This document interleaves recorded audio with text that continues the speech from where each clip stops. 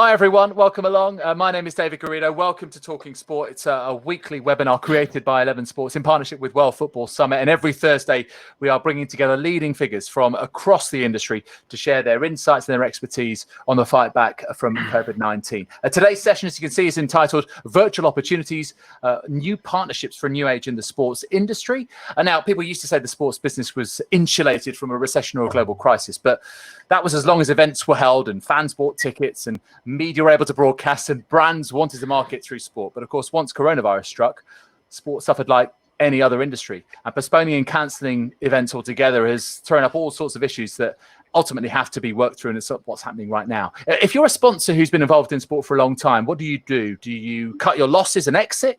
Or do you stay for the long term and be seen as a real partner of that sport and all the fans that normally follow that sport? It's a tough question. Airlines are now fighting for survival. Can they really justify investing in sponsorship if they need to release thousands of employees? But then, as the saying goes, prosperity brings friends and partners, but adversity proves them. We will see who has the staying power and wants to stick around to help sport get back on its feet. We are now emerging from the darkness, though. Global sport is resilient. There will be a recovery. That recovery may take some time, but maybe some of the future gazing that we've been doing in recent years is already becoming reality. And of course, technology could play a really important role for some people in terms of how they re-engage with sport, which might create new opportunities, both from a playing and also a viewing perspective and a consumption perspective. Even in the last few months during this pandemic, we've seen real creativity shown by brands, platforms, sports, leagues, clubs, athletes themselves to come up with new products, new services for consumers, and in this case, of course, to mean the fans. Perhaps we knew that gaming would fill the gap left by traditional sport to a certain extent, that esports would move into the mainstream a bit, but all sorts of other innovative ideas have borne fruit. We'll discuss some of those over the next hour or so in the company of our star-studded panel. And football fans they are too as well. We have DJ Jackson, Head of Marketing Strategy at EA Sports, Everton fan. Julian Tan, Head of Digital Business Initiatives at Esports at Formula One, Manchester United fan. Fergus Ricci, Head of International Commercial and Marketing for La Liga, Newcastle fan. Simone Tomasetti, Strategic Partnerships for Southern Europe, Benelux and Scandinavia at Twitter, who is an Inter Milan fan. Your moderator for today's session is Hisham Shahabi, who is co-founder and COO of Next Sports, and he is a Liverpool fan. About to celebrate. A few of you may have attended some of the previous 5 sessions we've done in this Talking Sports series, maybe even all 5, but just as a quick reminder of how it works, you can get involved. We want you to be part of this discussion. So, hey, say hello to everyone in the chat section that you're already doing. Make sure you put your questions in the questions tab. We will have a look at those. The ones that are most upvoted, we will certainly try and see if we can give you the answer to those. We will try and gauge your opinions, the poll section of the Livestorm platform. The first one is already live, and it reads as follows. Will virtual opportunities increase the commercial partnerships in future?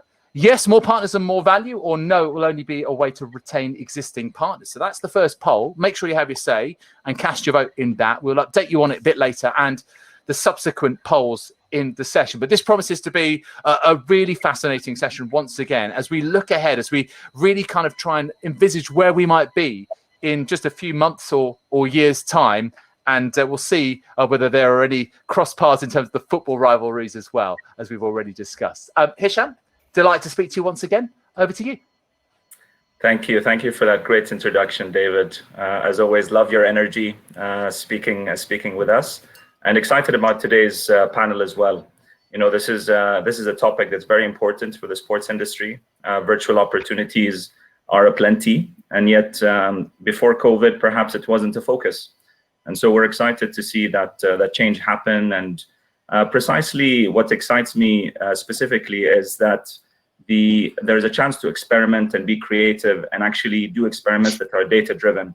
So really excited to hear from our panelists today, and we'll get right into it. We only have an hour, but wish we had more. I'm sure we'll get into some great initiatives that have been done in the past and a look to the future, as you said. So without further ado, Julian, I'd love to start with you. During COVID, F1 was one of the first and most active sports organizations on the web.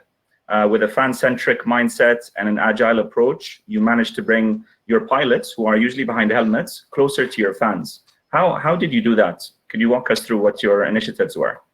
Yeah, sure. Well, firstly, thank you for having me on this esteemed panel. I think that for us at F1, we've actually been dabbling a little bit in the world of esports really for a couple of years now.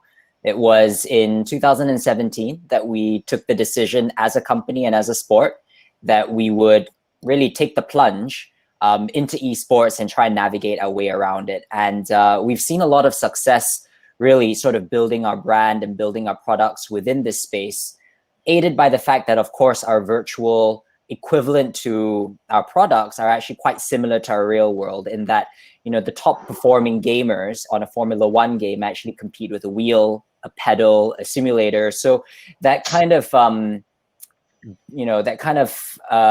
ability to kind of go from virtual to real and vice versa is actually a real possibility and a real reality that we navigate in. So, fast forward, I think, 2.5 years since launching in esports, I don't think any of us could have predicted that we would be in the situation that we're in. The world would go through a global pandemic, but we were in a position where, unfortunately, like with the rest of the industry, our sport had to go dark. We had our real life Grand Prix either canceled or postponed. And we were left with a situation where we said, okay, what can we do with the existing tools that we have at hand to continue to deliver value for our fans? Because, I think there is a real recognition that the role that sports plays a role of providing escapism. It provides relief for our fans. And if we're not able to give them that with real life sport, can we do that through esports? And, the short answer to that was yes, we can. So we very quickly put together our virtual Grand Prix series, which we actually launched within the span of 5 days, believe it or not. Very busy 5 days, I might say, but it was very, very well received. And, I think more than anything, we saw that we were actually able to give fans racing entertainment through the virtual, through our video game, and getting our real life Formula One drivers actually race against each other, maybe not in a real life car, but actually on our official Formula One game. And that created actually a lot of engagement, a lot of reach, not just within our existing audience, which of course it did, but it also gave us the opportunity to actually cross-pollinate with other industries as well. We used the opportunity to get megastars from other sports and wider media entertainment involved. We had Sergio Aguero participate, Aubameyang also sort of race for McLaren. We had the likes of Liam Payne from One Direction even sort of participate. So we were able to use this opportunity to widen the scope as well, eyeballs around Formula One, and we're hoping that as we go back racing next weekend actually, that we will see increased reach with the people who have followed us on our virtual journey, join us as well for, when we go back racing in the real world. Fantastic. And building on that, Fergus, I'd like to ask you about La Liga's esports initiatives. You have, esports has been knocking on the sports industry's door for quite some years now, with varying degrees of experimentation by different sports organizations. So in the case of La Liga, what does esports mean to you and to your partners, to your fans, to your players, to your clubs? Yeah, no, it's a big part. It forms very much part of our slogan. Noise football is La Liga. We're more than football.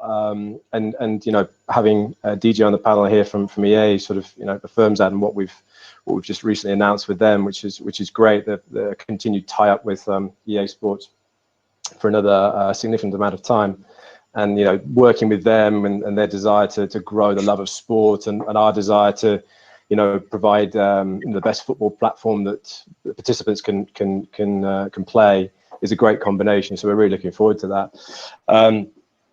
For us, it's been about extending our audience, expanding our audience and fan base beyond the 90 minutes of the game. It's making sure that we're constantly always on and trying to create things that are always engaging the fans, through the down periods as well, when there are no games played. It's connecting us to Gen Z, millennials, and these younger audiences, which we're all striving to get a handle on and understanding more about them. And also, when we look at sort of audiences as well, it's to give those brands out there the platform to engage with them as well. So for brands such as Hyundai, a car company, when it's interesting, it's great that they're involved with our national championship.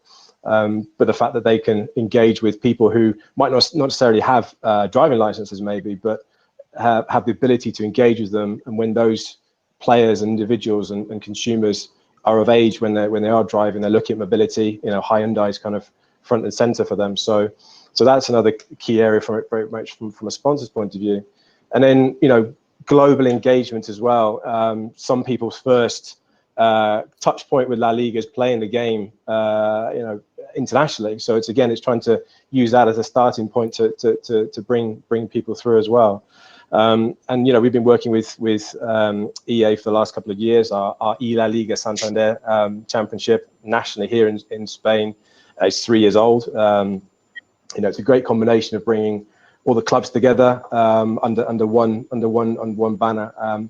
When we started 3 years ago, we had 10 clubs, and now we'll have 33 going into this next current season, from the La Liga Santander, the first division, and La Liga Smartbank, the second division. All the professional players and all are competing, against each other for one of the biggest prize funds in Spain. So it's incredibly exciting, and next year it'll grow to a 9-month period as well, so much longer, and with various different qualifying rounds and selection rounds as well. And that's us at the league level, but then for the clubs, it's great for them because as a quite a good example, Girona, whose stadium is just behind me actually, who are in the second division, they had 2 players per team, and I think they had over 350 applicants for one of the spots for the second spot to get into their team. So for them, it's great because whilst people will be aware of Girona, probably the name, fans might not necessarily then get for the team to be involved in the platform. Fans can then get to know about, whilst playing with Girona and being aware of what they're about, they can also understand the club, the history, the sponsors, the players, and that then gives much more a point of engagement for the clubs as they will kind of strive to gain more cut through, which is great. And in that instance as well, some of the players who play for the Girona esports team are able to be on site at matches when we're back playing with some of the fans and stuff like that. So there's that nice link from that virtual world down into the real world, are actually at the stadiums. So it's as I said, it's all part of our drive to be much more than just football. We're expanding in lots of different areas. And then internationally, we'll have an international tournament starting again next year as well, for an amateur perspective, with groups across US, Asia, and Europe as well. So it's a huge part of our business, and we're excited to be pushing it forward from a commercial point of view as well. Right. DJ, so earlier in his answer, Fergus said something about it's a partnership, right, with EA, and this is something that spanned a couple of decades in your case, and yesterday you guys announced the 10-year renewal of this. So what does it mean to be in a partnership relationship with La Liga? They're in their 3rd year now of this esports event and esports property that they've built.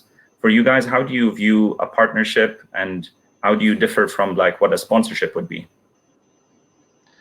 Yeah, it's a great question. And just to build on what Fergus said, obviously we feel that during times like COVID, the kind of the character of a partner is fully revealed. And we felt the need to take the opportunity to double down on our relationship with La Liga at a really critical time for the sport football. The 10-year partnership that we've just announced, the renewal of that partnership with La Liga, ensures that for our players, there will be significant La Liga related content in the game for the next decade. It allows us to invest at a significant level from a development perspective, from a marketing perspective, to ensure that players receive the type of content that they're used to from a La Liga perspective.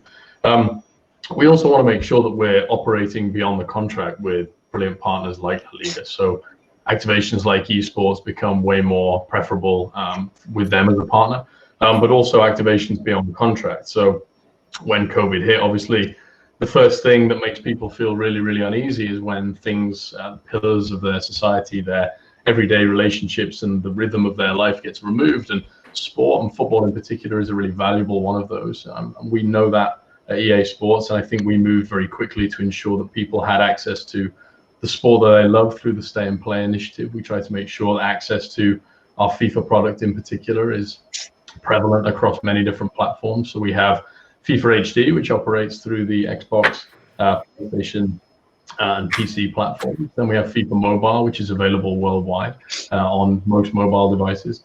And then we have a free-to-play option in Asia through FIFA Online 4. Through the Stay and Play initiative, that was made available to the widest possible spectrum of players and some people for the first time. The other thing that we're really proud of is our ability to augment the viewing experience in broadcast for significant leagues around the world, notably the Premier League and La Liga. So we built a program called Atmospheric Audio. We banked 13,000 or nearly 15,000 hours of audio content from those significant leagues. And we repurposed that content and we shared it back with our partners to ensure that their broadcast partners could deliver a really entertaining and as close to authentic as possible experience in broadcast when the leagues came back. Obviously, nothing can ever replace fans. And I think people who've watched recently will find that there may be a little bit of a lag. It isn't AI driven as it is in the game right now. It's operated by humans, but we build bespoke custom audio boards for every single team in La Liga. There's a difference in the audio when Real Madrid score in the 5th minute versus Valencia versus the 85th minute versus Barcelona. And that's been a really, really powerful example of our deep relationship with La Liga and the trust that they have with us as an innovation partner, and the belief that we have in them as an amazing opportunity for us to speak to a broadest possible spectrum of sports fans. So we're really proud of that partnership. It's something that we're going to continue to build on in the coming years. Cam Weber, our head of studio, said yesterday, this gives us the ability to be able to double down on that relationship because of the length of time that Javier Tebas has signed up for. And we're really proud of that and something that we'll continue to drive forwards. Fantastic. And Simone, building on a little bit of the audio factor that the DJ just talked about, I know Twitter has been experimenting with also audio tweets. What is it, first of all? And what are the opportunities that you see for sports organizations looking to get into the space? Well, this is a test we are running with a percentage of users at the moment, but I mean, in the coming weeks, everyone using iOS should be able to tweet with their voice. I personally like it a lot, and I have seen that also partners, meaning rights holder, Twitter is working with. I would say I'm an Inter fan, and it's true. Inter has been one of the first testing this feature. They put a stadium goal reaction to announce the beginning of the championship after the COVID, and it was like a welcome back into our stadium. I mean, the number of ways this feature can be used by users and our partners, it's really huge. I give an example. I mean, we all remember iconic moments just listening the commentary.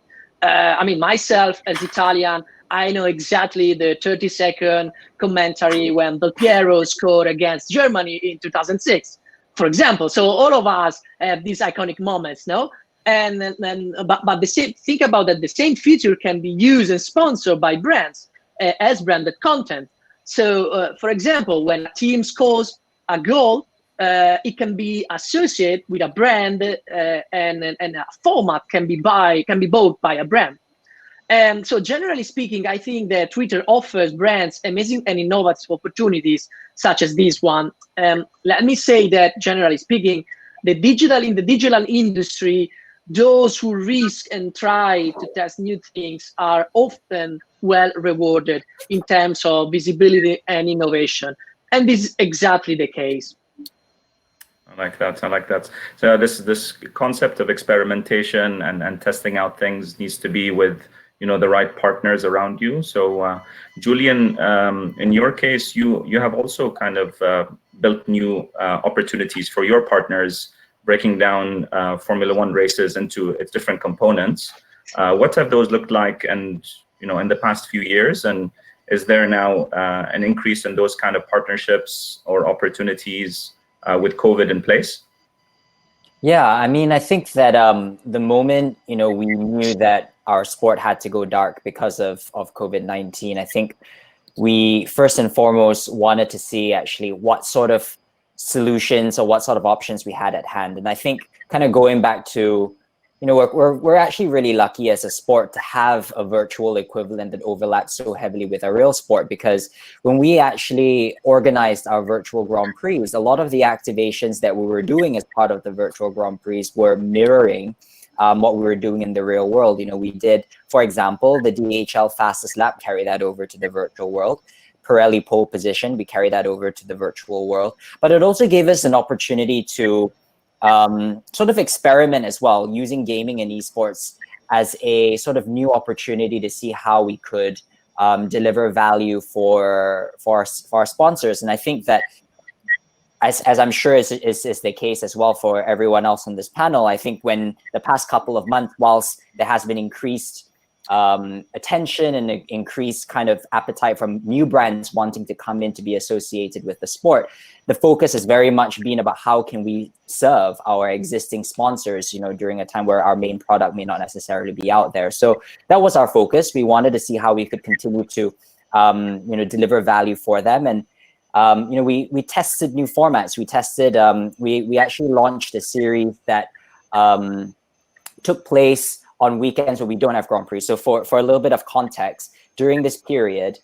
on the weekends where we actually had our virtual Grand Prix scheduled and that were either postponed or canceled, we had a virtual Grand Prix for those weekends. But for those weekends where we didn't have a Grand Prix schedule, we still put out content out there through gaming and esports. And we had these challenge events, essentially giving our fans a way to race against their heroes. So we had it with, our first one was with Lando Norris from McLaren. Second one was Challenge Williams, which involved fans racing against George Russell and Nicholas Latifi. And then the third one we did was actually in collaboration with one of our sponsors, Heineken, with their 0.0 brand, where we basically gave fans a chance to race against Heineken legends. So we had the likes of Nico Rosberg, David Coulthard, and Roberto Carlos. And it was a really, really fun show. It was broadcasted live, and we gave fans that opportunity to race against a hero. So it really has opened up a lot of different opportunities, thinking about how we can either, deliver value to our sponsors, leveraging what we do in the real world, which we're lucky enough to have a large enough overlap to enable that, or also explore new opportunities to, to deliver exposure as well. Building on that, DJ, like the concept of being creative with what you have, so lots of sports did go dark. There was a different kind of content that needs to be created, especially with EA and with FIFA. You have like a lot of user-generated content. So how has that looked like in the last few months? And is there a shift for you guys in terms of how you also generate content with EA Sports? Yeah, absolutely. Again, COVID has brought significant restriction to the way that we ordinarily and rhythmically develop our games and build our content. And I think we've had to get used to very quickly diversified development. Working from home and building games from home has its challenges, but EA recognized the impact of COVID very early, and I think we put systems and procedures in place in order to help us robustly defend against that and make sure that we were delivering on behalf of our players. So live service hasn't necessarily been interrupted in a game like FIFA, albeit it doesn't have the backbone of the real world of football to follow, or it didn't have until very recently. I think one of the things that we've seen, which has actually been a real benefit to us, is the freedom of a very tight brief. The things that we regularly do at EA Sports to engage our players and build our games, we haven't been able to do this year. The big amount of time dedicated during the summer months to ramping up towards the next games. It might be through events like EA Play, which we held digitally last week, or even the regular kind of marketing beats that we have that do engage our players, like revealing athletes who are going to be on the covers of games, and then partnering with those athletes as well to build out their profile through the platform our products provide. So a great example of that is Lamar Jackson, who we have as the Madden NFL ambassador and cover athlete this year. Those athletes grew up playing those games, and they are engaged to a large extent by just having the ability and the opportunity to be on the cover. The cover shoot for that is a big deal for them. And it's something that we usually put a huge amount of time and effort into. It builds assets and content that delivers us and sustains our marketing beats through the year. We aren't able to deliver against that this year, but through a system of drop shoots and working with Associated Press photographers, working with the Baltimore Ravens and building out a series of content with them, we've actually been able to deliver something that I think in ordinary circumstances we wouldn't have been able to. And the results have been better than ever. So, working with fans and understanding what they want, looking at the kind of fluent, dynamic nature of sports marketing and the language of sport, we've been able to build out marketing assets that have been really, really powerful. I think the other opportunity that COVID has driven is for us to understand as a large organization, which is diversified, and we deliver content around the world, multiple different languages, multiple different regions, specifically for FIFA. Our responsibility to think with a different mindset. It can't always be English language first. It can't always be Europe first. We have to make sure that we're delivering content around the world for a truly global audience. And COVID has ensured that we've had to do that at an accelerated pace. So there are positives, there are benefits that come from the challenges in the world right now. And it's not to undermine them at all. They are significant, and they will have an impact moving forward, specifically, I think, on the real world of sport. But EA has long held a vision to blur the lines between the virtual and the real in our games, and none more so than in our sports games. And we'll continue to do that in service of our players. Yeah, I love what you mentioned as well, DJ, about having a tight brief. Innovation sometimes is about working with specific constraints. And I don't know if this translates into English. There probably is a phrase, but in Arabic we say requirement is the mother of invention. So it's great to see that sometimes you work with what you have and it forces you to think outside the box. So great insights there. Fergus, from the La Liga side, you guys also have put on some new assets, besides the esports event. One of them was the La Liga Santander Fest. Could you tell us a little bit about how that worked, and specifically how you did it in a virtual setting? Sure. Yeah. It's, a football league putting on a music concert is quite something, I think. But it was all obviously when the pandemic really hit and we were into lockdown. There was quite a swift call to really mobilize and get various different plans in place. Obviously, managing our sponsors and adapting there, and our activation and digital teams did great to provide additional content. And then one of the ideas, and some of the ideas in parallel were being developed of what else can we do to keep an audience engaged, keep sponsors engaged, but then what else can we also do to give some fun and entertainment, and try and have a charitable angle to it as well. So La Liga Santander Fest was created as part of our La Liga Played at Home campaign, which ran throughout the lockdown, which was a global charity, online global charity concert. And really driven by us, Santander, our title sponsor, Universal Music, and our other national and international sponsors getting involved. And it basically was a Saturday night in late March. So we were quite early into the lockdown, but we were able to mobilize quite quickly, and go back to one of the points there, and with our players, which we were able to engage with and get on board, the likes of Sergio Ramos, Gerard Piqué, Koke, the Atletico Madrid captain. They were, amongst others, they were all sort of fully on board to get involved and do something to bring something to the fans. And then aside from that, we then had Spanish music artists as well. And those who are familiar with the Spanish music scene, we had artists such as Alejandro Sanz, David Bisbal, and Aitana, who are big names amongst others. I think we had 50 in the end.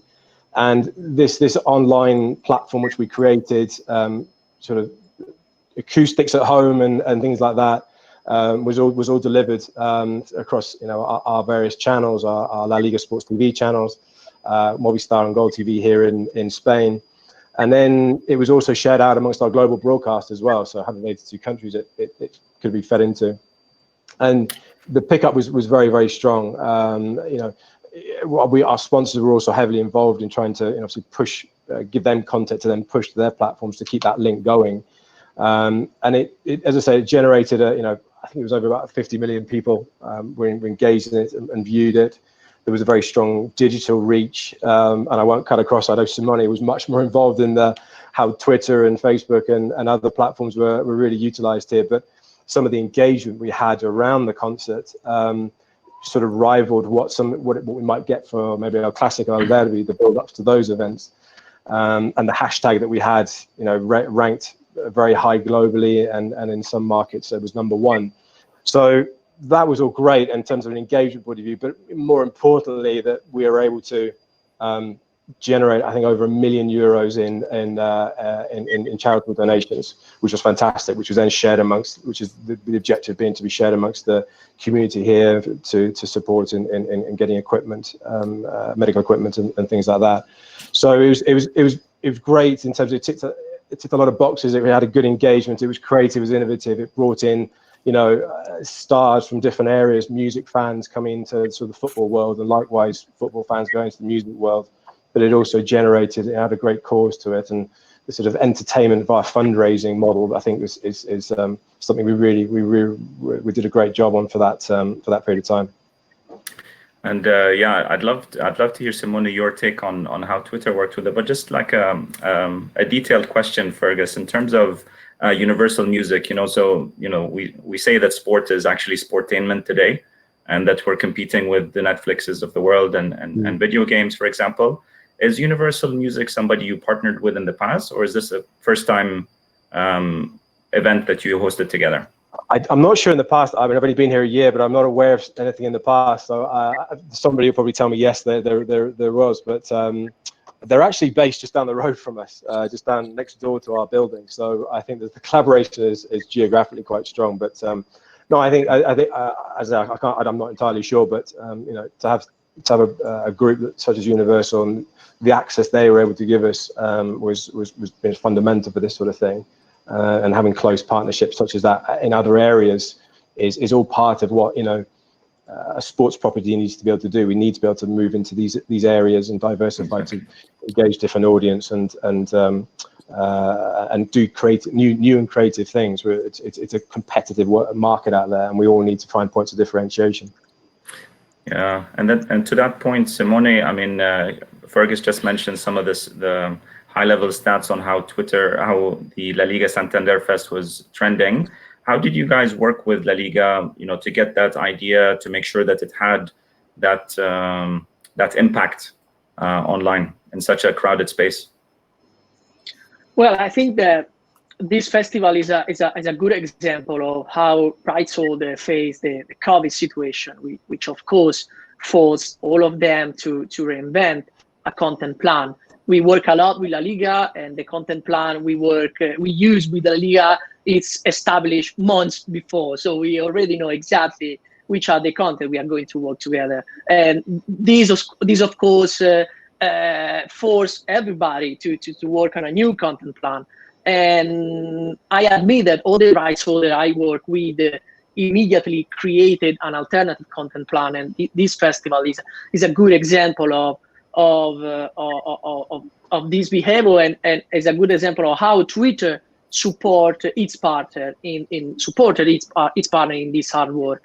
La Liga live stream on Twitter the festival, and we also activate a feature called the Tweet for Reminder, which allows users to receive a notification before the beginning of a live streaming. It is a feature that it's really a Twitter feature, because we are what is happening. So it's really important for us to connect the users exactly in the moment an event is happening worldwide. And in addition, Twitter supported with the Twitter budget the promotion of the live streaming with the aim of getting more donation as possible. And generally speaking, I would say that we work a lot with La Liga, not only supporting their organic presence on Twitter like this one, but I would say mostly we support La Liga, and we work with La Liga in the monetization of their content globally. And in that respect, I think La Liga represents a best practice in the social media industry. Fantastic. We just lost your video, Simone, but we can hear you very well, so no worries. Okay, I'm sorry. No worries. There's some great questions coming in from the audience, so I'll just pull one out here from Will Martin. What are the panel's thoughts on partnering with startups for digital engagement and activation platforms versus building their own? So we have been talking about partnerships, and we've been talking about like the big brands and partnering with those. Julian, maybe if we could get your thoughts on how maybe Formula One thinks about partnering with its existing commercial partners versus new startups or other stakeholders that could be helping out with these kind of activations. Sure. I think from F1's perspective, I guess when we talk about digital activations and digital engagement and startups that kind of deliver against that, I think that there are a lot of solutions out there. We obviously have quite a sort of large, I want to say, portfolio of partners that we work with, certainly on the digital front. We work very closely with, we've got a good relationship with, to kind of help build our multiple products, right? Whether that is our web, whether that is our app, and all of the associated kind of features that maybe go into our OTT product as well. I think how we tend to think about it, of course, is, I think that there is maybe a balance, I would say, to the number of partners that you work with, and what that optimal number is, of course, something that I think that all organizations are sort of grappling with, as to how you can optimize the relationships that you already have versus getting new ones in, and how do you think about that? I mean, I think for us, we are still relatively, I want to say, still relatively new in our journey within this sort of digital transformation. We really only, I would say, started on this journey back in 2017, once Formula One was acquired by Liberty Media. So we're still, relatively nascent, I would say, on our journey. But we've done a lot of good work, through our partners and with our partners in either relaunching our website entirely, to launching a completely new product in OTT or through esports. So, I think clearly working with the right people is, I don't have to say this, is the most important thing, right? I think when you want to kind of grow your expertise in the kind of share of voice and the share of pie that you occupy in. But it's a very important consideration, and how we think about that really does come down to what the product is. And where does it sort of sit within our sort of strategic priorities when we talk about, the digital initiatives that you want to kind of kick off. Awesome. And just building on that a little bit, or let's deep dive a little bit into that, Julian. With your teams, obviously you have the best engineers in the world working on cars, and developing them to the next level. And obviously there's thousands, if not millions, of data points that are transferred from the car to the team that's trying to get every single percentage competitive advantage that they can. So how do you work with them? Like your engineering teams, which are numbered in the thousands. Yeah, it's a terrific point. I mean, I think our sport is very unique in that we have a lot of data. I think and it's really a question of how do you prioritize the data to kind of show, I suppose, what is of most interest. I think that it's certainly it's not an easy sort of operation. Just take our OTT product, for example. It's not just the world feed that we're showing. We're showing all 20 cameras on the cars, and the data that comes out from all of the cars, and making that sort of do the data visualization piece of that is also, I think, a very complex part. But we've got a great team internally, both from a delivery perspective and from an operations perspective, that actually do a really terrific job in terms of managing all of that, and people who are, I would say, much more qualified and much smarter than I am in this space. I focus more on sort of the strategic direction that we want to kind of take the digital business in. But it's a very important part, and compounded by the fact that our sport is a data-driven sport. It's not just the performance of the drivers that matter, it's the performance of the equipment that they're using as well, that matter a whole deal. So being able to tell those storylines and being able to create products that our fans can enjoy and incorporate as part of their viewing experience, I think is hugely important. Which is why I think when we think about the digital opportunity, or the opportunities within digital for us from a product perspective, it's immense. Whether it is providing our live timing app, for example, that kind of supplements the storytelling of following their drivers, or like I mentioned, the OTT app, or indeed for people who are going to the Grand Prix themselves, getting them a concierge app that helps them navigate their way around the Grand Prix circuit, which is in itself a very large venue. So hugely important. I think the short answer to the partner's point is, when it comes to digital, I think it's definitely really important to find the right partners to kind of help you build. And certainly for us, because we're building from scratch on a very short amount of time, a lot of work is worked together with partners, not necessarily sort of built in-house. And that's largely driven by the pace at which we want to kind of launch the transformation. Great. I'll pick up another question from the audience here, and thank you, audience, for engaging. You have some really good questions here. So this one is probably for DJ and Fergus. So does the new long-term relationship or partnership with EA consider the FIFA video game series as a point of entry for new young fans that could discover La Liga through them? Is there a specific strategy to leverage this opportunity?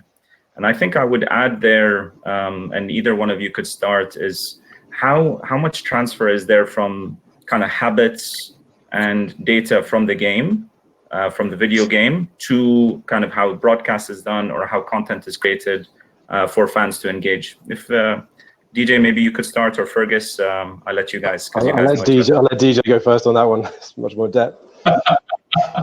I appreciate it, especially as it starts with one.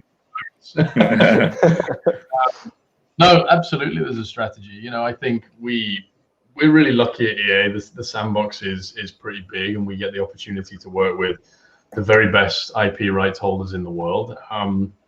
La Liga being one that we've enjoyed a long-standing partnership with, and part of the reason that we want to do that is it isn't just because we want to sponsor or sort of augment the future of La Liga. It is that in part, but also we want to access the millions of fans standing behind the La Liga brand and standing behind the brands of Real Madrid and Atletico and big clubs like that. I think the really interesting thing for us is there's a very different methodology via which you can engage a young fan, through either the real world of sport or the virtual one. The real world of sport is obviously the optimum experience. It is live, it is fluid and fluent in an amazing way that I think we've all grown to love.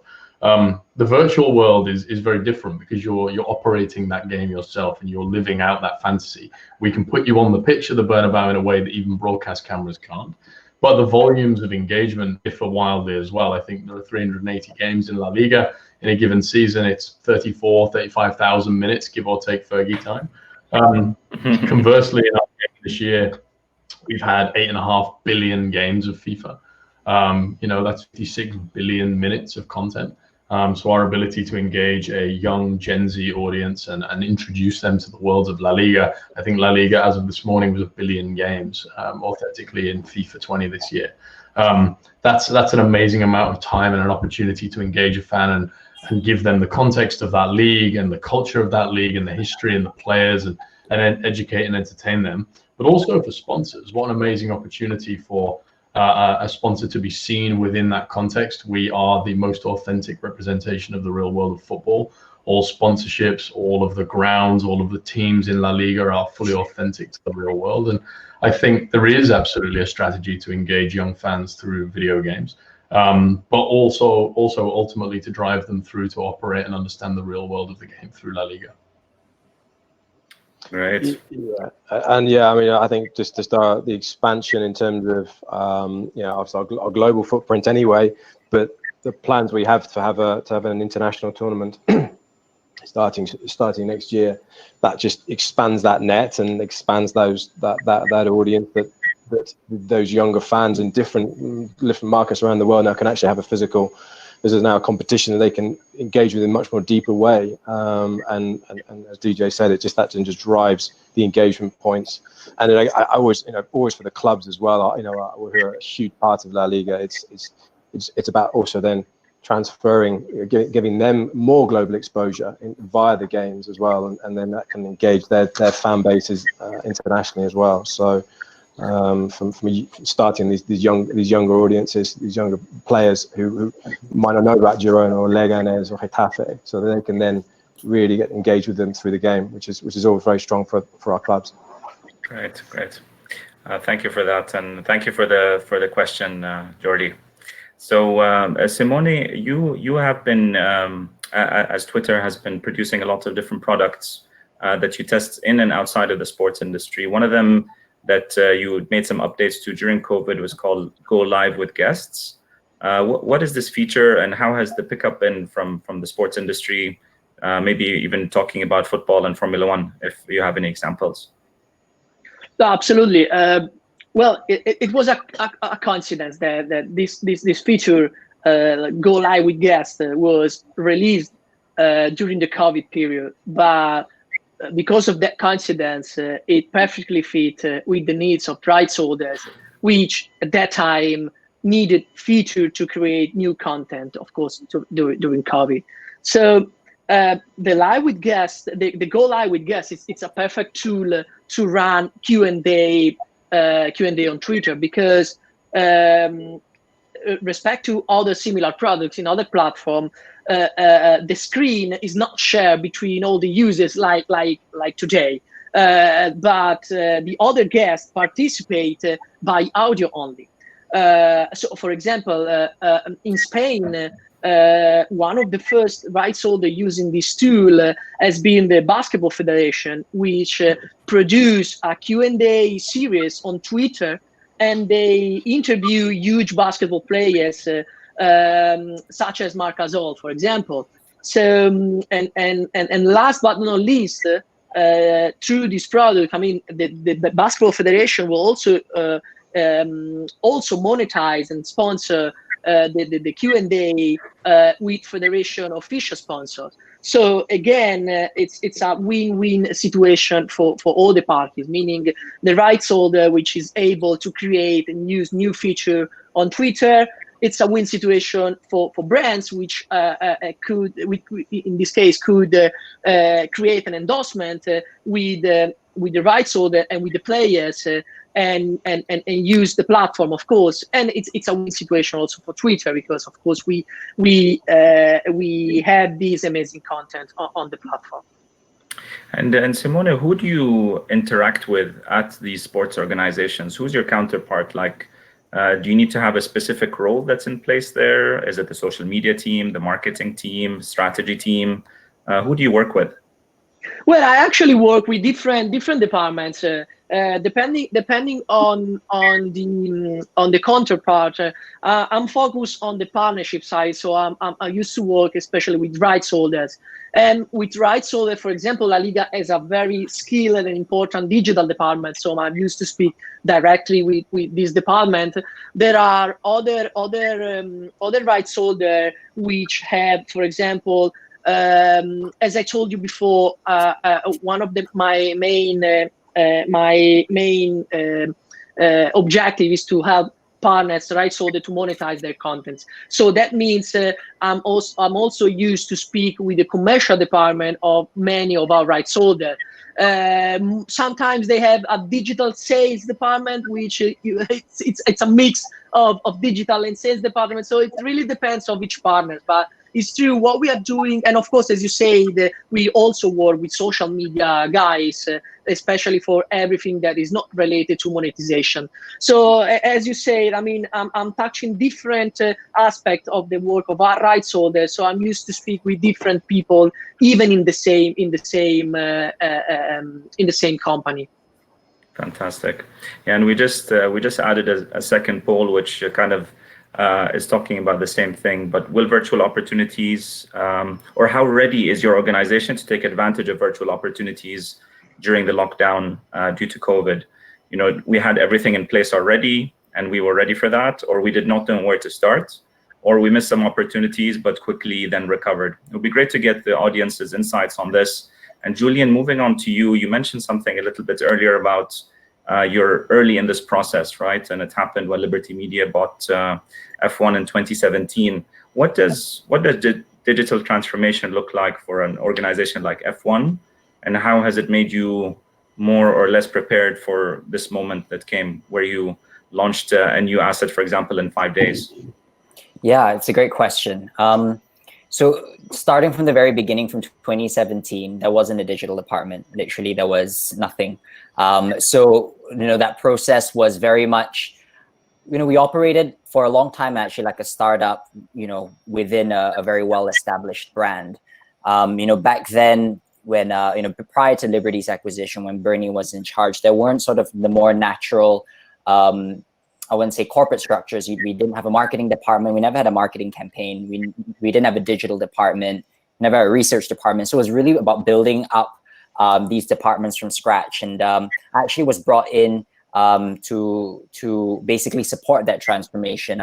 So Frank Arthofer, who heads up our digital department, as well as a consumer licensing department, came into the job, and he used to work in a company called the Boston Consulting Group, which was the same company that I did, and he needed a little bit, I guess, a little bit of support in terms of helping to define what the digital strategy would be, and that was what I came in my capacity to actually define for Formula One and their digital media business. Where do we want to be from 3 to 5 years, and how are we going to get there? And also crucially, taking stock of baselining, where are we actually in comparison to our peers? What are the traditional what are the options for operating models or sort of more strategic consulting type pieces? And as part of that transformation, we defined sort of 5 key pillars as part of our digital strategy, including what our product sets would be across increasing our reach, engagement, monetization, across all of the different levers. And for me, actually, esports came up as one of the core pillars. And back then, actually, like I said, we were working like a startup. We weren't, we're launching all of these initiatives and not necessarily having all of the resources in place. And when esports was announced that we were going to go in, actually just naturally fell under sort of my remit to kind of just look after it for a little bit, and then it just exploded. And that's kind of what I'm doing today. So, I think a big part of our ability to actually respond to COVID-19 was actually, I would say a lot of it is cultural. I think a lot of it is, as part of that transformation, really the culture at Formula One, I would say, has been transformed. There has been a bigger openness and willingness to try new things. And if it's not right, that is completely okay. And having this sort of more entrepreneurial spirit and the sort of philosophy to test and learn and to kind of move quickly and move nimbly has been really invaluable, I want to say. And that's actually been a big driver, I would say, of our ability as a company to actually respond as quickly as we have, certainly in the digital space, towards COVID-19. Fantastic. Thank you for those insights, Julian, and great to understand how you guys went through it as a rights holder. I'm sure there's lots of kind of benefits that come from just the process of going through digital transformation, because you do think differently, right? The culture changes. You look for different sources of information and data to guide your decisions. One thing, Fergus, which we know La Liga has been doing over the last few years, is to internationalize and set up all these international offices. Why did it do that? What has the benefit been? How has it helped you create new partnerships and opportunities for La Liga and its clubs? Yeah, I mean, Javier Tebas, our president, had very much an internationalization strategy a few years ago now. Really, I think based on the fact that the footprint for La Liga was growing, we had a number of obviously global broadcasters in different markets, and obviously seeing some of the models that some of the clubs have been using. I think thought, well, we need to have, whilst we're in these markets, we're showing the football in these markets, we have a presence. We need to have a presence in them as well. So we have 11 offices now, so physical offices globally, which gives us that presence in the market, a team there from a point of view of commercial marketing, in some instances digital as well, especially in the US, where we have a very big team out there, and that's helped us have a base there, a presence. We're able to do events there.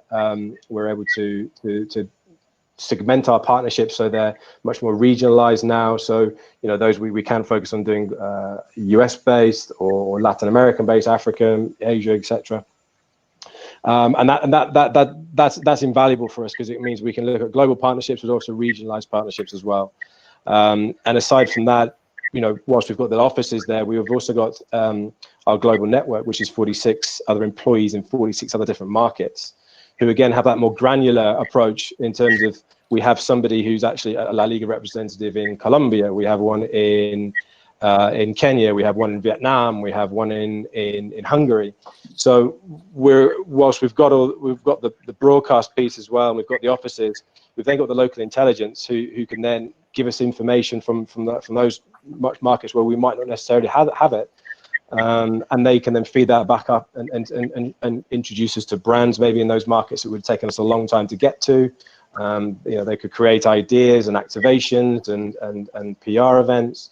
So when a global sponsor such as Budweiser wants to do something in Nigeria or something like that, we've got somebody on the ground there who lives and breathes that market and knows exactly how to localize that partnership. So it's the network. I've got this great slide, and my colleagues are bored of me hearing it, but it's this great slide where we pinpoint the globe and all our representatives there, and it really shows us as a global sports marketing platform that can adapt quickly and do things that are much more global. And we saw this recently with the US team, going back to esports again, where we did a FIFA tournament utilizing La Liga players, NBA players, NFL players, and that was all done in the US with the US team there. So it's a great facility we have from a global point of view. Right. Thank you for those insights. I know we're coming to the end of our fantastic discussion. The hour went by so fast. Maybe a quick poll with the speakers. In your opinion, let's fast forward a year from now, and hopefully we'll have a vaccine and everybody has COVID in their rearview mirror. Will virtual opportunities and new partnerships increase? Will they remain the same, or will they decrease once we're all back to business? Simone, maybe starting with you, and then I'll go Fergus, DJ, and Julian. Well, in the case of Twitter, we already have the answer. We are with our amplified products, which is how rights holders are monetizing their content on Twitter. We are already giving our rights holder new business opportunity with new sponsors to monetize their content. So they are already monetizing content with existing sponsor, and this is a way for existing sponsor to escalate the existing partnership they have, let me say, offline on Twitter. But at the same time, most of the rights holder have some few verticals that are not covered by any sponsor. And this is what we provide to rights holder, a way to monetize their inventory in the vertical that are not covered with sponsors which would like to do something with this amazing superstar, the rights holder we have in our partner, in our platform. So the answer is yes. I mean, I can't remember exactly the polls, but the answer is this will increase the number of opportunities rights holder could have on our platform. Fantastic. Fergus? I think very short and simple. I'm sure it's going to. I think it's going to be a case of do we do it with partners and what do they want to do and how can we work collaboratively with it. I think we've proved we'd be able to do that with the Santander Fest, the Liga Santander Fest, and some of the other things we've done. So we've got the skill set and we've got the experience of doing it. So it's just now going to be the case of when's the relevant time to do it with a partner or for a specific event. Fantastic. DJ? Yeah, I mean, we are and will continue to be a virtual platform, and we'll continue to offer opportunities for partners virtually. I think the thing that we've learned throughout all of this is to continually check our assumptions. You know, there are things, there are stock responses that we would use as crutches previously that are no longer available to us. And I think we'll take learnings from that and drive that into kind of how we operate moving forward. I think the only other thing to say is we take a huge amount of energy, inspiration, drive, direction from the real world of these sports. And the quicker they come back, the better for us. So we fully look forward to that. Fantastic. And finally to Julian. Yeah, I think the short answer, of course, is yes. I mean, I'm looking back at the poll question and that both answers says yes, more partners and more value, and no, it will be a way to retain existing partners. I'm actually of the opinion that the virtual opportunities will be able to deliver value both to our existing partners, building up the proposition there, but also give more opportunities for new partners coming in. And that's certainly how we've seen our esports asset actually perform, having our existing sponsors in DHL and Aramco come in on this journey with us, and also having new partners, whether it's like of Fanatec, who is completely new to the world of Formula One, or New Balance for that matter. So the opportunities are definitely there. As Fergus says, it's about finding how to do it. I think there are a lot of opportunities within digital, and it's about tailoring the right solution for the right partner, because there is a solution out there through digital. Thank you so much. David, I know we took over a bit of your time, but really happy with those insights from everybody, and thanks for having us. No, not at all.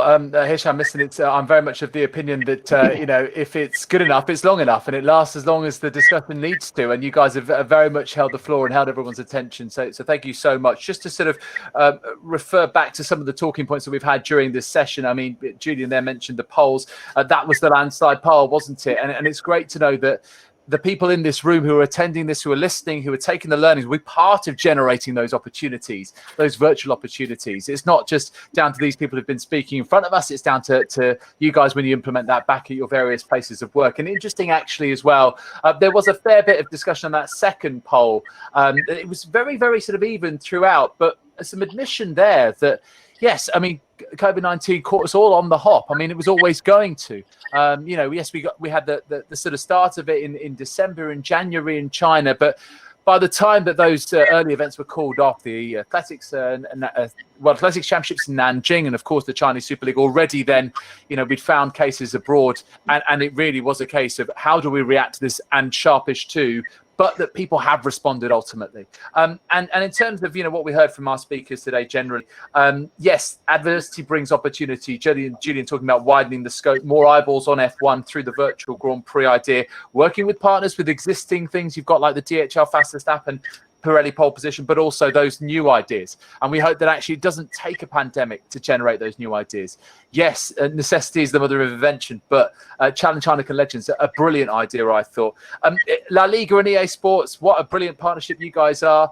And particularly, you know, seeing that esports is such a huge part of La Liga's thinking going forward, not just because it could be, but also because it attracts that other side of the fan. It's not just your football fan who you know will be going to Butarque every other weekend, or going to the SDA Stadium every weekend, or Balaidos every other weekend. It's those other fans to try and help them consume La Liga. And actually, just a little point for you, Fergus.